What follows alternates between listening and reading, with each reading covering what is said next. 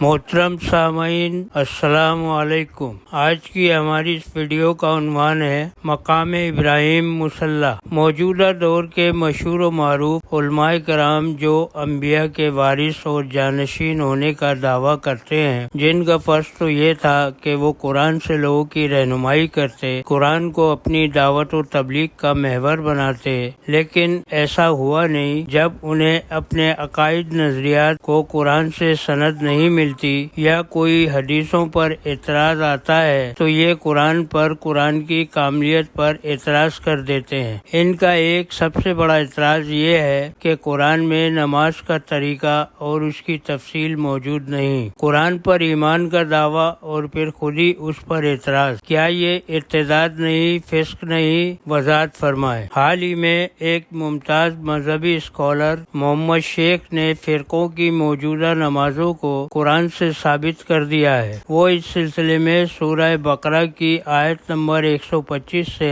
نماز کی دلیل دے رہے ہیں۔ پہلے وہ آیت پیش خدمت ہے، اس کے بعد اس کا تجزیہ اور سوالات آپ کے سامنے رکھیں گے۔ القرآن اتخذوا من مقام ابراہیم مصلی، سورہ بقرہ آیت نمبر 125۔ ترجمہ: تم مقام ابراہیم کو جائے نماز مقرر کر لو۔ محمد شیخ کہتے ہیں کہ نماز مقام ابراہیم پر رکھی ہے، جسے ضرورت ہو وہاں سے مکمل ترتیب فارمیٹ کے ساتھ لے لو۔ قرآن میں صلی، صلو، صل، یصلی، وصلی کے مفاہیم دعا، رحمت، صلاۃ کے ہیں۔ محمد شیخ اس کے معنی نماز یا جائے نماز کہاں سے لائے؟ جواب سے مطلع فرمائیں۔ مزید وضاحت کے لیے ہم کچھ سوالات محمد شیخ کے سامنے رکھتے ہیں تاکہ لوگوں پر واضح ہو جائے کہ محمد شیخ کا موقف قرآن کے مطابق ہے یا قرآن میں معنوی تحریف ہے۔ سوال: مذکورہ آیت کے مخاطب رسول اللہ اور صحابہ تھے جو اس وقت مدینے میں تھے اور کعبہ مشرکوں کے کنٹرول میں تھا۔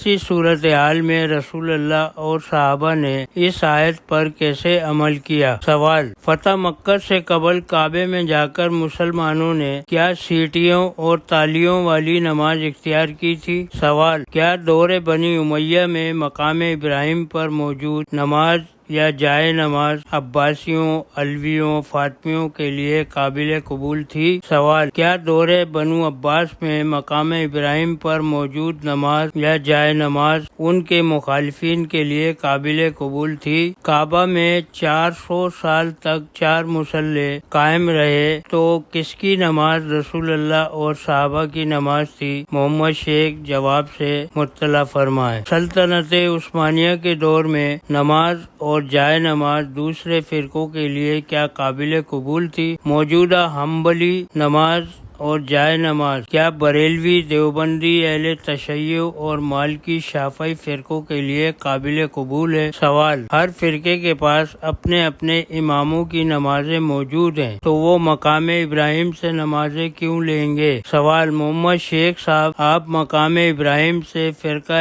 حنبل کی نماز ثابت کر کے فرقہ بندی کو سند جواز مہیا کر رہے ہیں، جبکہ قرآن تو فرقہ بندی کو ظلم، کفر، شرک کہتا ہے۔ جواب سے مطلع فرمائیں۔